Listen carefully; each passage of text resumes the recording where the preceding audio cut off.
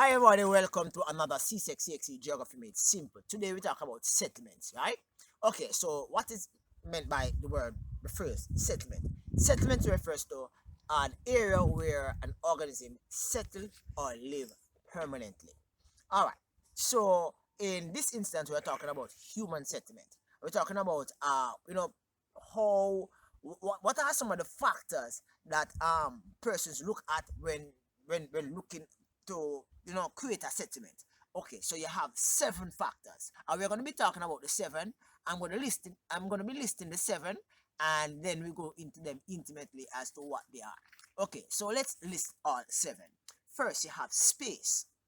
Then you have sight, size, situation, function, shape, and pattern. Okay, so those are the seven areas that you look at when considering settlements. All right, so let's look at the first one. The first one we're talking about site. When you're talking about site, you're talking about what is the general the overlay of the soil, right? Is the area mountainous, right? Does the area constitute clay soil, limestone soil? Does it has loamy soil? Is the area prone for flooding? Is it located in a valley? Is it located along a riverbed? So you talk about the site in particular. Then they talk about size.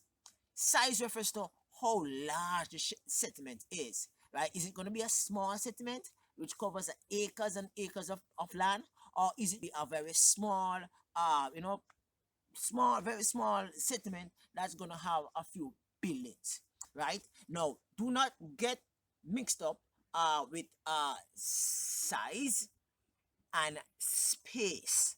Space refers to the total amount of individual that is going to be within that given that given area, right? For example, it talks about population density, right?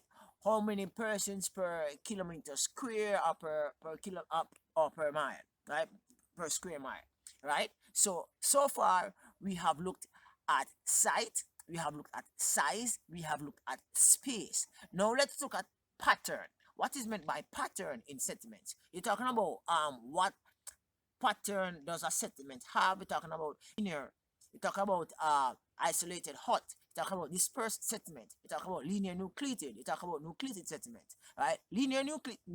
Linear settlement refers to a settlement that is along a straight path. Right? It can be along a roadway. It can be along a railway. Right? These are the linear settlement. The buildings are normally lined along a roadway or railway line in a straight line. Okay, dispersed settlements to buildings that are constructed several, well, I would say a few meters away from each other. Isolated huts refers to those buildings, those space that like can be found like few, should I say, several meters away from each other, right? And then they talk about the whole idea of nucleated settlement. Nucleated settlement usually refer to like a settlement like apartments. You have like apartments having like 13, 14, 15 floors, right? All the houses, the apartments are just clustered together, very tightly packed, right? And when you have, like, for example, you have several apartment buildings going down along a roadway, you end up with what you call a linear nucleated settlement. Okay, so since we have that pattern, let us look at function. What is meant by function?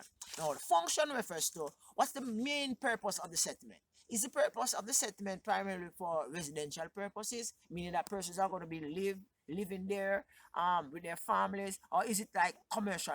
Persons going to be placing up factories there and all associated institution that is related with the factories, right? So we talk about that. Then we talk about situation. Situation refers to the relationship between one settlement to another settlement. For example, let's say that you live in Portmore, right? What's the situation like between Portmore and other settlements? Is it near? Is it far? Is it accommodative, right? To that extent. And then you talk about what's the next one, pass? And then we look at what you call shape, right? Now, shape of a settlement is primarily looking at whether or not the settlement looks like a star. Is it triangular? Is it resembling a circle? Is it at the foot of a mountain that you have a semicircle? Is it on a slope? So you look at that when you're talking about the shape of the settlement. So far we have at shape, we have looked at size, we have looked at site, right? We have looked at space, population density, we have looked at pattern, right? Type of settlements, linear, nucleated, all that. We have looked at function. What's the main purpose of the settlement? And we have thank you very much for stopping by. Have a wonderful day. Peace out. Catch you next time. Cool.